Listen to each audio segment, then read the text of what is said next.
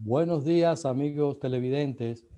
Estamos acá con el ingeniero Augusto Bello, quien es ingeniero eléctrico egresado de la Universidad Autónoma de Santo Domingo. También el ingeniero Augusto Bello es el director de compra de energía de la distribuidora EDESTE y es también director de regulación, de compra de energía y regulación de la distribuidora EDESTE.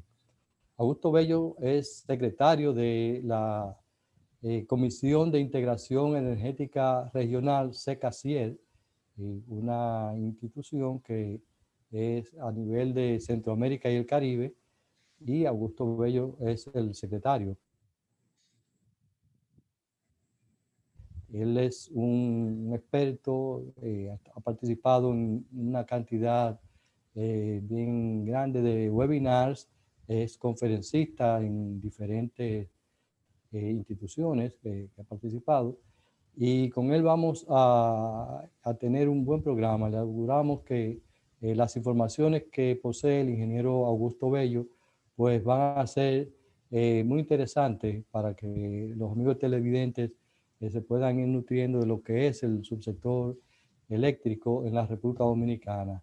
Pues Augusto, bienvenido, y déjame hacerte la primera pregunta. Tú que eres el director de compra de energía de la distribuidora EDESTE, explícanos a los amigos televidentes en qué consiste, a quién ustedes, las distribuidoras, le compran la energía y cómo es ese proceso. Si solamente es a través de contrato o también participan en el mercado spot. Muy buenos días, Augusto, y te damos la palabra. Muchas gracias, Rudy Ramírez, por invitarme al programa. Muy buenos días al programa Energizando RD. Bien, Rudy. Entonces, respondiendo a tu pregunta, las empresas distribuidoras, porque actualmente en el país existen 5 empresas de distribución. La mayoría de las personas solamente conocen 3, pero aparte de la empresa distribuidora de energía del norte, EDENORTE, EDESUR y EDEESTE, existen 2 empresas distribuidoras que son privadas.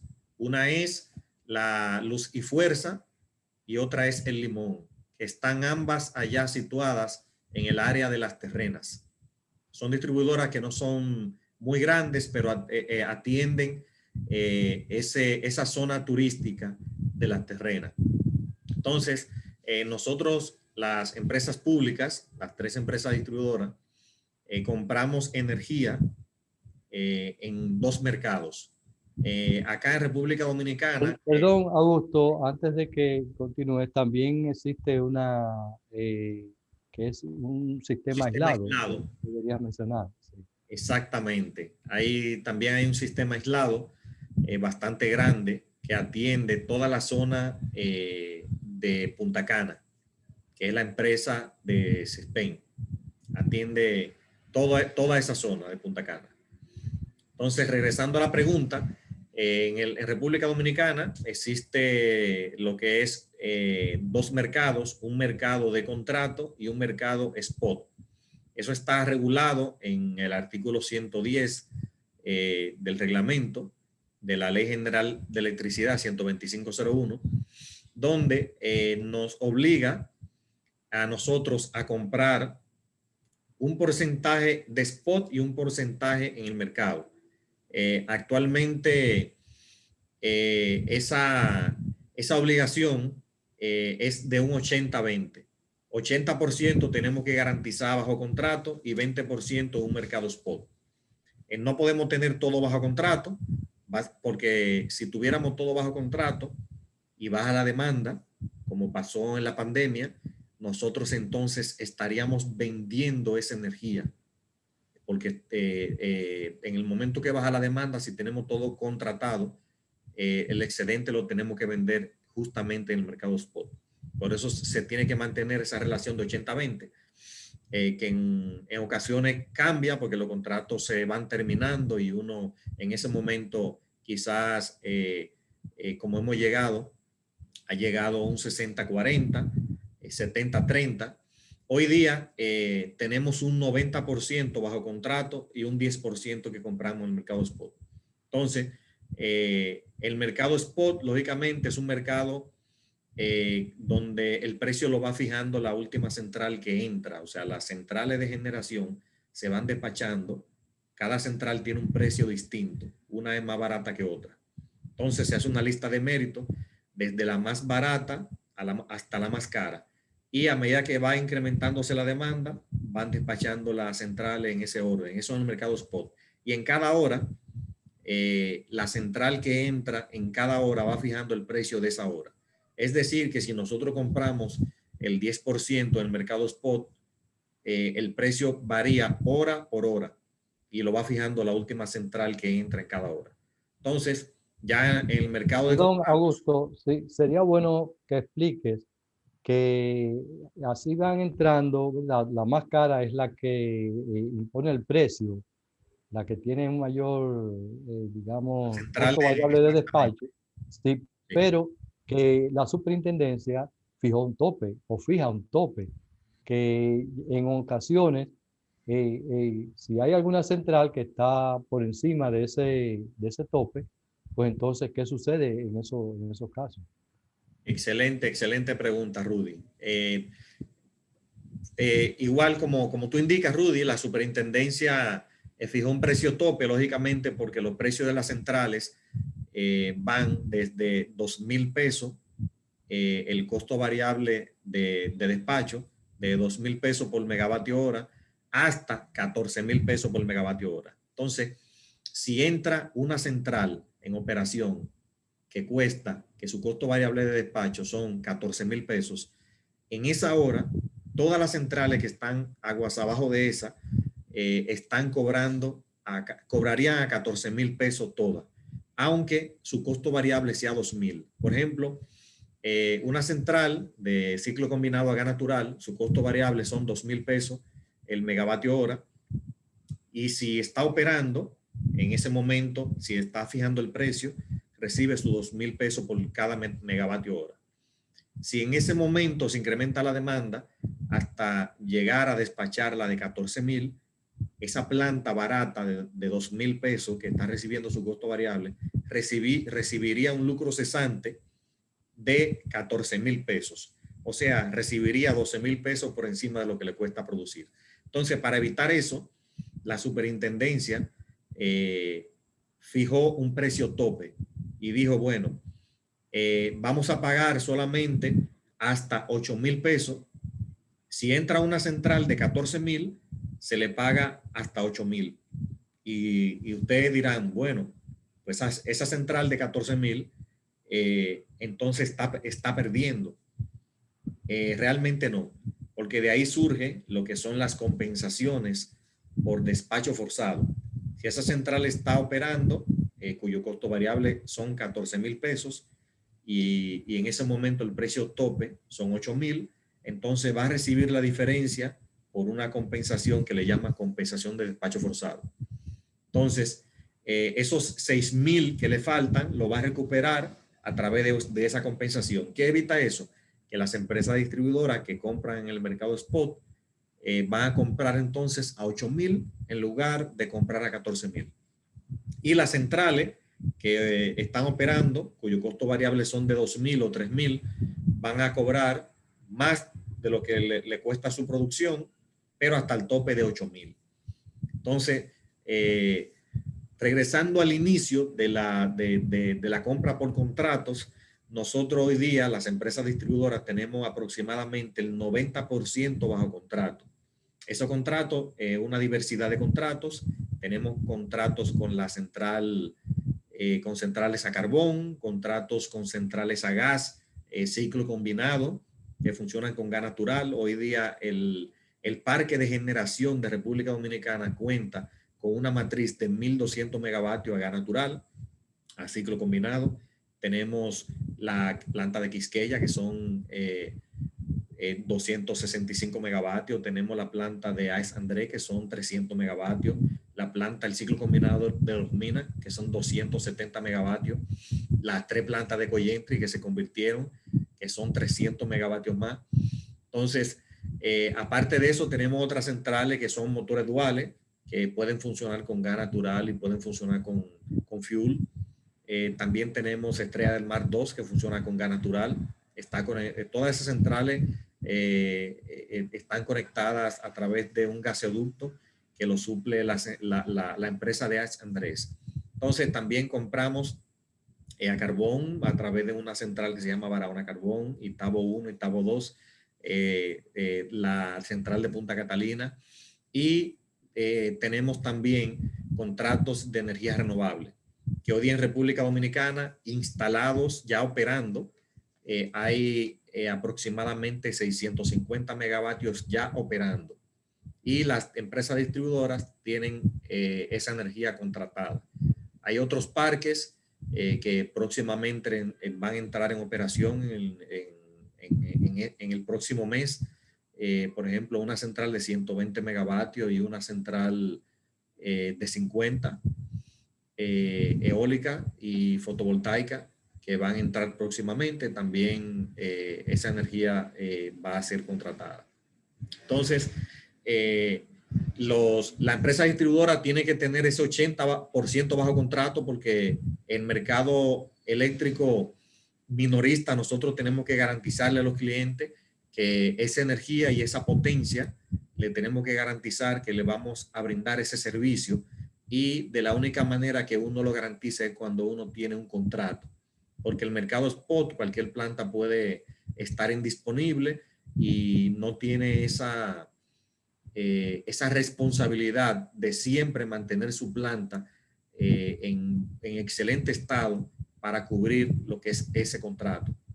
Los contratos nos cubren que si la planta queda indisponible, el generador tiene que buscar por cualquier otro medio para cumplir con lo que es el contrato.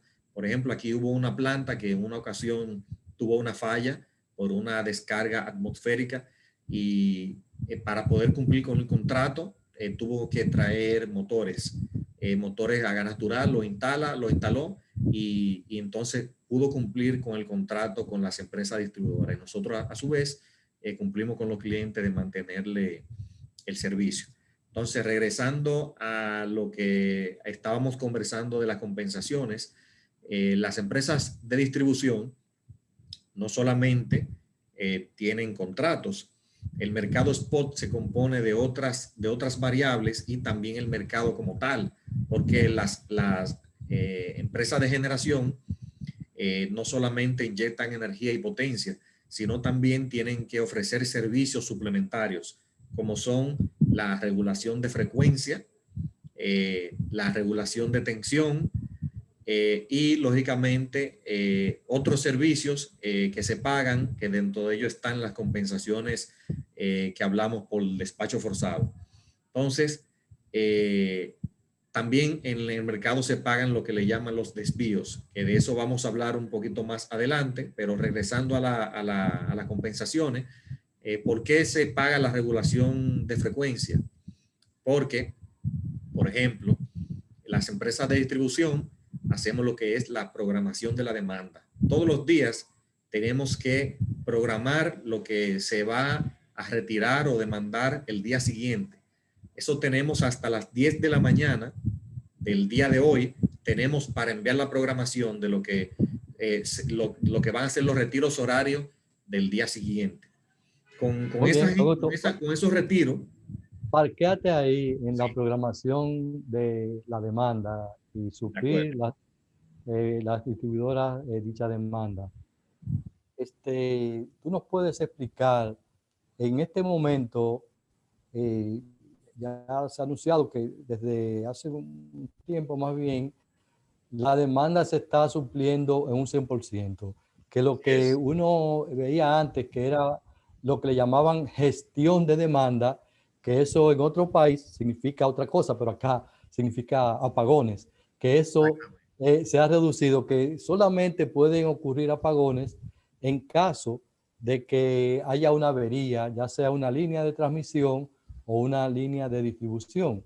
Pero acá la demanda máxima, potencia máxima que puede estar ocurriendo acá, anda rondando los 2.900, digamos 3.000 megavatios, mientras que acá el parque de generación pues tiene unos 3.200 megavatios, o sea que hay excedente de generación para suplir la demanda, por lo que no tiene por qué ocurrir los odiosos apagones. Es así, Augusto, las distribuidoras ya dejaron ese, digamos, odioso práctica, esa odiosa práctica de gestionar la demanda, que lo que acá significa es apagones y apagones por financieros, para no Sí, dar luz, para que no los que no la pagan pues tengan menos luz. Ya dejó eso de existir acá. sí, así es, Rudy. Antes de responder exactamente esa pregunta, es como tú indicas, hay holgura, aquí hay holgura en respecto a la generación, justamente en este preciso momento. De capacidad instalada, tenemos unos 4.500 megavatios y cualquiera dirá, bueno, eso es demasiado. Realmente no, porque por ejemplo, de los 600 megavatios que hay de renovables, las renovables que se componen de tres acá en República Dominicana, está la eólica, la fotovoltaica y la biomasa. Primero, la fotovoltaica tiene un factor de planta de un 18 o un 20%. Es decir, que ellos pueden tener unos 100 megavatios instalados, pero realmente solamente te pueden entregar un 20% de esos 100 megavatios. Entonces, igual la central eólica, apenas el factor de planta es mucho más, es el doble, pero anda rondando los 40-41% el factor de planta. O sea que a pesar de que la capacidad sea tanta, realmente la demanda es horaria acá en República Dominicana y sabemos que los fotovoltaicos generan como si fuera una campana de Gauss. Inicia a las 7 de la mañana hasta las 7 de la noche. Y ya después en esa hora nocturna, también en la hora diurna, no están inyectando arsénico. Las renovables eólicas tienen su mayor producción en la noche y también al mediodía, algunas de ellas. Entonces, regresando de nuevo, Rudy, a la pregunta del tema de los apagones, es así, como tú indicas, ya nosotros, como hay suficiente generación disponible y se dio la instrucción de que no se dieran más apagones, lo que también se firmó un acuerdo con educación, el cual nos prohíbe a las empresas distribuidoras hacer mantenimiento de redes los días de semana. ¿A qué responde eso? Porque los estudiantes están tomando clases. Entonces, anteriormente nosotros dábamos mantenimiento a las redes, que son necesarios los mantenimientos, y apagábamos el circuito desde las 8 de la mañana hasta 8 o 9 de la mañana hasta las 5 de la tarde. Entonces, imagínense ustedes, unos niños que están tomando clases, aunque usted tenga un inversor, el inversor no le dura con dos baterías apenas 2 o 3 horas. Entonces, no era suficiente. Por eso se firmó un acuerdo con educación donde se nos prohíbe incluso dar los mantenimientos los días de semana. Entonces, eso provocó a que nosotros fuéramos a la Superintendencia de Electricidad, lógicamente cumpliendo con lo que dice el reglamento. El artículo 475 nos ayuda a que podamos trasladar los mantenimientos a los días sábados, porque el reglamento dice que no podemos dar mantenimiento los sábados después del mediodía, ni los domingos, ni los días feriados. Pero mediante una solicitud que le hicimos a la superintendencia, el mismo reglamento indica que el regulador puede hacer una excepción si el caso lo amerita, y nos hizo una excepción. En este caso, estamos trasladando los mantenimientos para los sábados y los domingos, que los niños no cogen clase en esos días. Por eso es que ustedes pueden ver que en algún sábado o algún domingo la luz se le va prácticamente desde las 9 de la mañana hasta las 3 de la tarde, que fueron los límites que nos pusieron, y es por esa razón. Pero ya los apagones financieros, la gestión de demanda, como le apoderaron el nombre, ya eso se terminó. O sea, ya desde el año pasado nosotros no estamos dando apagones financieros y eso se va a mantener así por lo largo del tiempo, porque ahora hay suficiente generación para que podamos cumplir eso. Muy bien. Tú seguías explicando que además de, en los contratos, además de la compra de energía y potencia, pues entonces Claro. estaban... Con las compensaciones, le había indicado de la regulación de frecuencia, lógicamente le explicaba que las distribuidoras hacen la programación de la demanda, la envían al operador del mercado, que es el organismo coordinador, con esa demanda y la generación que le mandan los generadores. Entonces, el organismo coordinador, con esa demanda es que programa que se vayan despachando las centrales. Ahora bien, si la empresa distribuidora, en este caso de indica que a la hora 1 va a demandar 500 megavatios y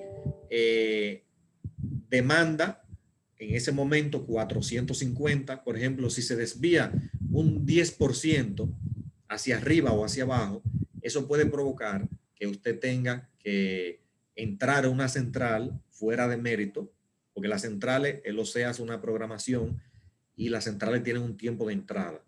Si yo o la distribuidora del este o del sur o del norte indican que van a demandar 500 megavatios y sin embargo en la realidad demandan 1000, entonces usted tiene que entrar a centrales rápidas y esas centrales rápidas por lo general son a diésel y eso tiene un costo.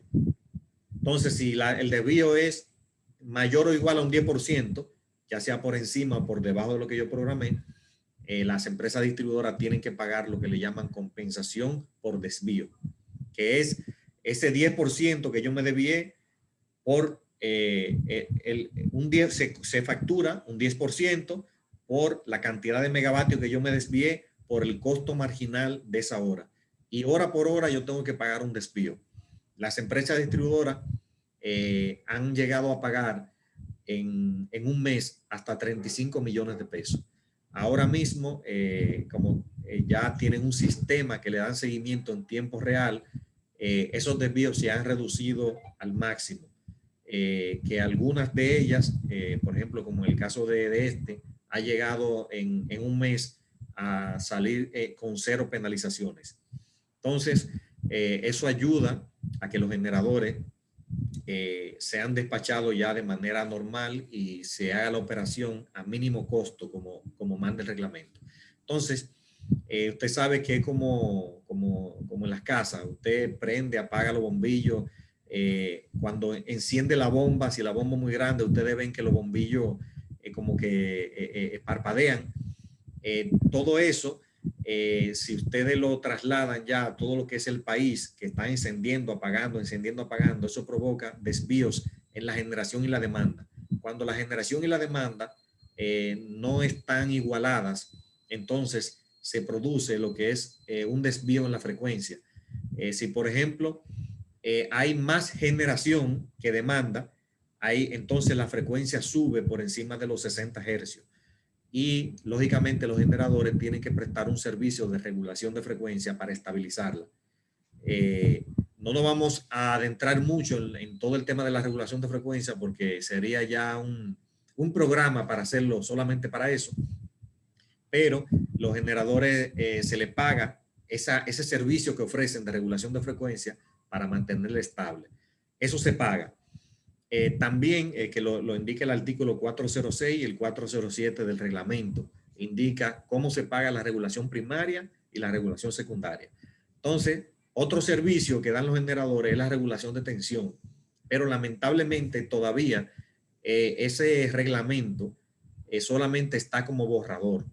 Ese borrador se emitió en el año 2017. Ustedes pueden buscarlo ahí En Google pueden buscar el reglamento, el borrador de reglamento de regulación de tensión y van a poder descargarlo de la página de la CIE, que está colgado ahí.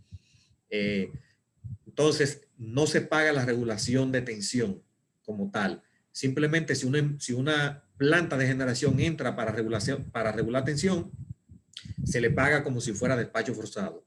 Y eso lo pagan las empresas distribuidoras, que son las que son encargadas de la demanda en el sistema eléctrico nacional. Entonces, también pagamos las empresas de distribución las compensaciones por despacho forzado. Ahí podemos hablar también del tema del peaje de transmisión. Sí, No sé si... muy bien, Augusto. Sí, vamos a hablar sobre el peaje de transmisión, pero lo vamos a hacer luego de que hagamos una pausa. Vamos a salir un momento a darle oportunidad a que se presenten unos comerciales, y en esa segunda parte del programa pues hablaremos del derecho de conexión, derecho de uso, y derecho de uso de energía, y derecho de uso de potencia, y derecho de conexión, que es el peaje, y de otros temas que competen a las distribuidoras, pero en la segunda parte del programa. Pues nos vemos en unos instantes.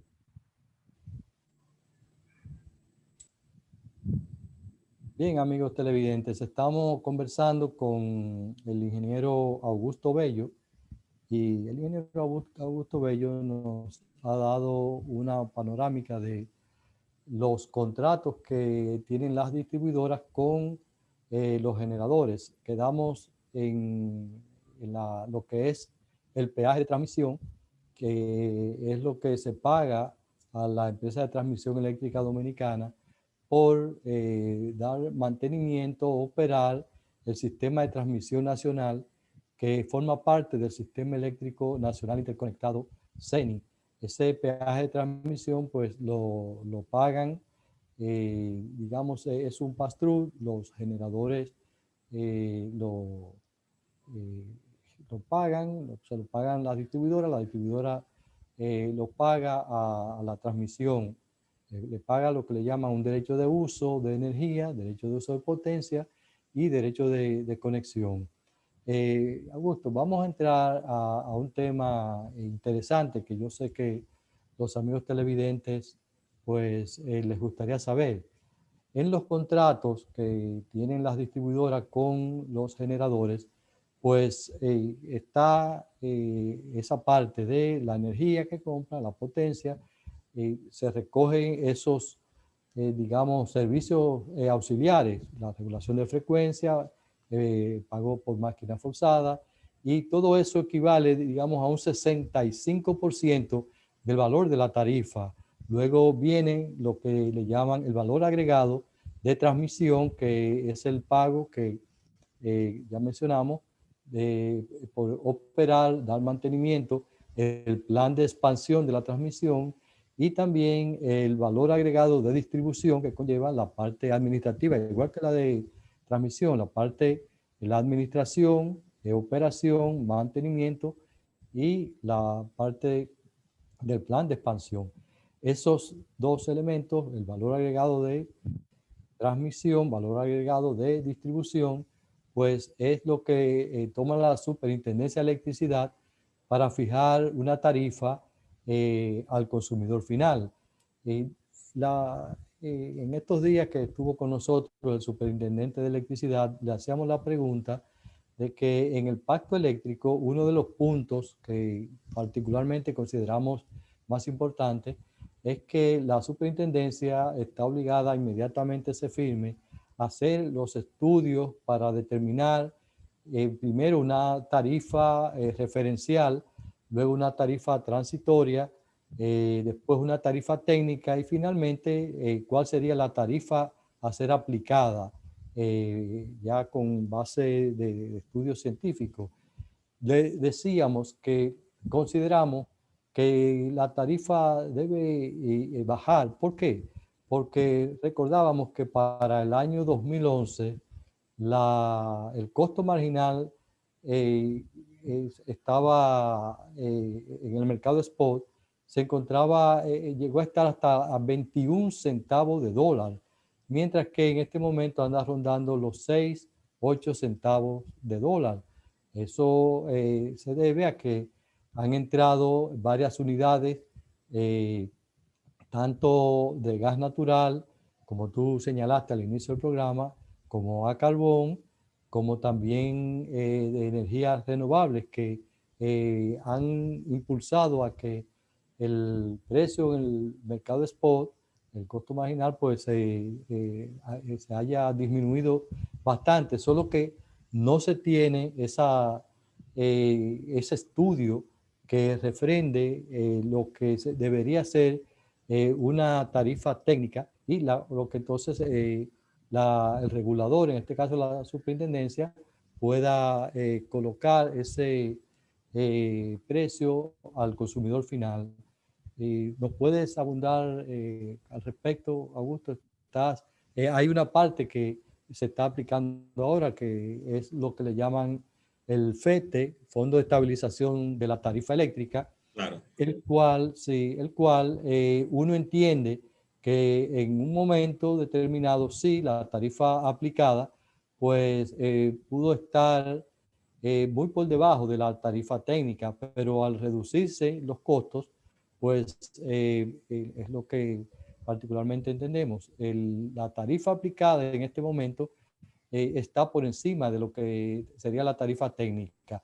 Ahora, reitero, y eso también el superintendente de electricidad nos hizo la observación de que cómo eso se determina a través de haciendo el estudio que determine realmente cuál es la tarifa técnica. ¿Nos puedes abundar al respecto?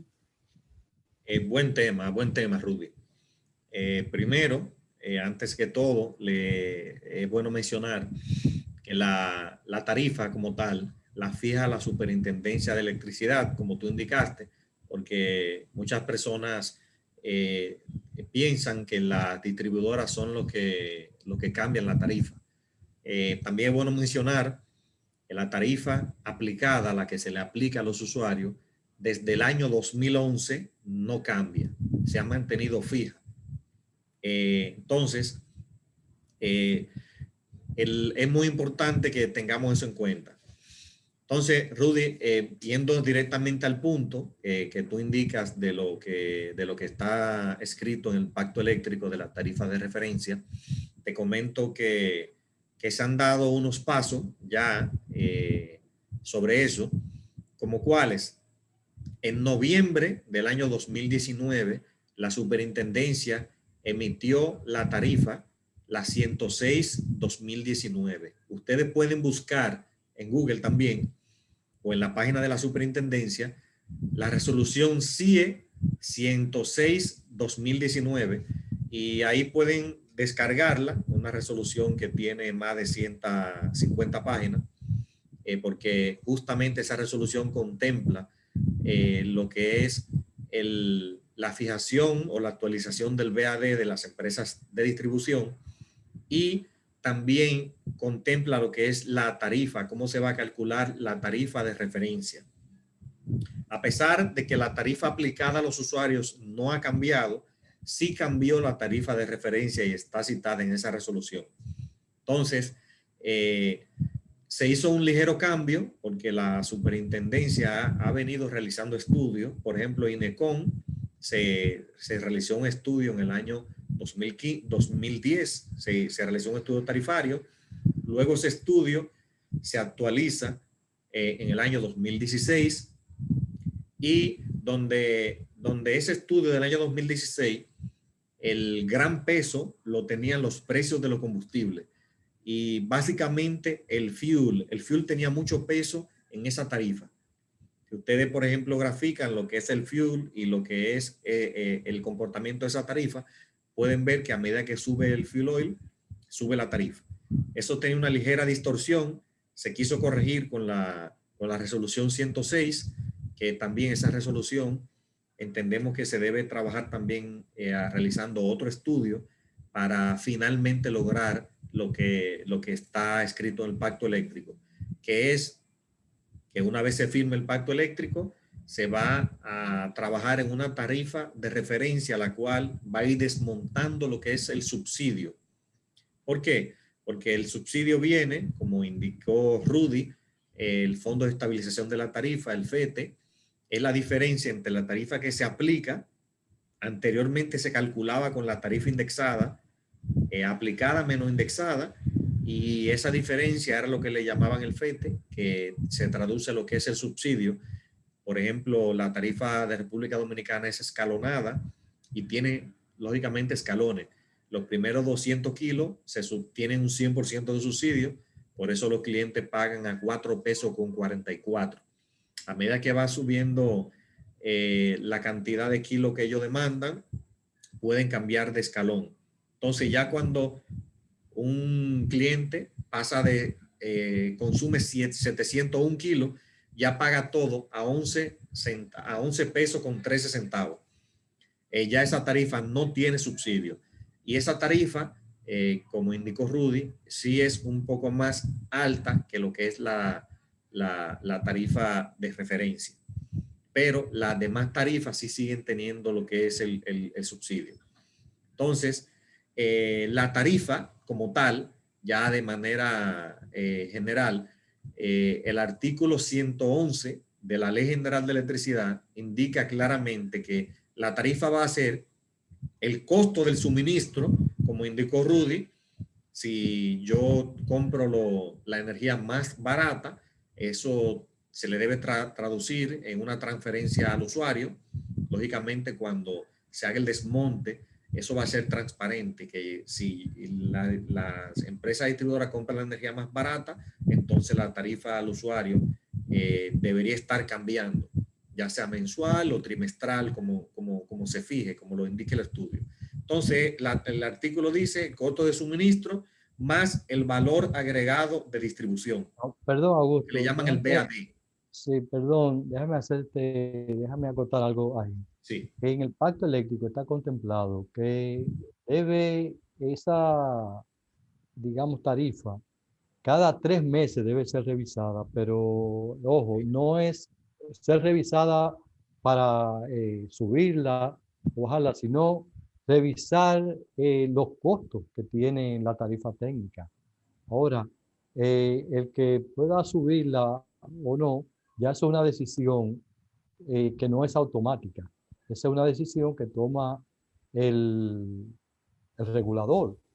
No quiere decir, por ejemplo, para que no se entienda que es como los combustibles, que cada viernes hay una fórmula ahí, te dice si baja o sube. No es así que está plasmado en el pacto eléctrico. Es una revisión porque la tarifa referencial, cuando se hizo el estudio de INECON, pues a partir de ese momento no se había hecho ningún estudio y eso sí debe, al igual que con la empresa de transmisión, cada 4 años las distribuidoras pues están obligadas a ver, a sincerizar sus costos porque para que puedan funcionar de manera óptima hay que la superintendencia, el regulador, tiene que ir observando y tiene que ir viendo cómo van funcionando y cómo pueden optimizar esos recursos que le entrega a través de la tarifa, ¿verdad? Que sí, esa diferencia del costo, la compra y la venta de energía y potencia, pues eso no puede ser bien alta, tiene que ir reduciéndose. No es posible que si las distribuidoras, por decirte, mencionarte un caso, compraban a 21 centavos de dólar en el spot, para decirte un caso, y luego ahora compran a 8, que eso, esa diferencia tan abismal, pues pueda seguir existiendo. Ya sabiendo nosotros que el mercado spot es el precio de referencia para los contratos. Si tú tienes un mercado spot oscilando entre 8, vamos a suponer 10 centavos, tú no puedes hacer un contrato con una distribuidora a 15, a 20. Tú tienes que tomar ese mercado spot como referencia. Referencia. ¿Es correcto? Sí. No, excelente, Rudy. Exacto. Entonces, siguiendo con el tema tarifario, como indicamos, hay una resolución. El primer estudio que se hizo tarifario realmente se hizo en el año 1996, que luego de ese estudio es que sale la resolución, la CIEC de la Secretaría de Estado de Industria y Comercio 237 del año 1998. Y para que sepan, esa resolución sigue vigente. Entonces, una resolución donde indica claramente el cuadro tarifario y los escalones, cómo deben ser. Ya pueden saber que es una resolución sumamente vieja, que debemos ya de ir actualizando y ver los precios nuevos del mercado, la matriz de generación. Ahora lo más cercano que tenemos es la resolución donde indica la tarifa de referencia, pero ya cuando se haga otro estudio, se actualice, nos vamos a acercar más a lo que está en el pacto eléctrico. Pero entonces, regresando de nuevo, la tarifa básicamente es el costo de suministro más el VAD, que el VAD está el de distribución y el de transmisión también, como indicó Rudy. Con respecto a la tarifa, ahí era lo que le quería comentar y quería hacer esa aclaración. Entonces, no sé si el tiempo nos da, no sé si queremos adentrarnos un poco más a los escalones y explicar lo que es la tarifa de baja tensión simple, con demanda. Vamos a dar un salto atrás. Vámonos a las distribuidoras. Sí. Los planes de expansión, Augusto, de la distribución. Estuvimos conversando en una ocasión con el director de la Comisión Nacional de Energía, el ingeniero Eduardo Veras, y él nos decía que ahora mismo la Comisión Nacional de Energía está realizando lo que es un plan integral de expansión que tiene la data de los generadores, la parte de distribución y la parte de transmisión. Nos gustaría, Augusto, que tú nos señales si han estado las distribuidoras trabajando sobre ese plan de expansión y el mapa energético de la República Dominicana, si han estado trabajando, cuál es el avance de esos planes de expansión. Bien, es así, Rudy.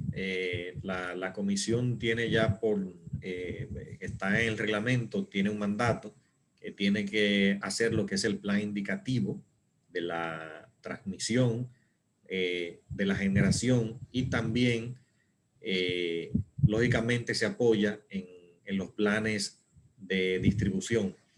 Entonces, como distribuidora, nosotros lógicamente trabajamos en un plan para los próximos 4 años, incluyendo el año en curso, el 2021, donde lógicamente vamos detrás de la demanda o tratamos de acercarnos siempre a la expansión de la demanda. Como sabemos, República Dominicana es un país en crecimiento. Nos damos cuenta, si vemos la demanda de República Dominicana crece de un 3 a un 5%. Lógicamente es un país en crecimiento. A medida que nosotros vemos el crecimiento también en el consumo, a medida que muchos países miden su crecimiento a través de eso. Entonces, como distribuidora, nosotros tenemos que garantizar tener esos planes de expansión de distribución por ejemplo, en un tiempo prudente.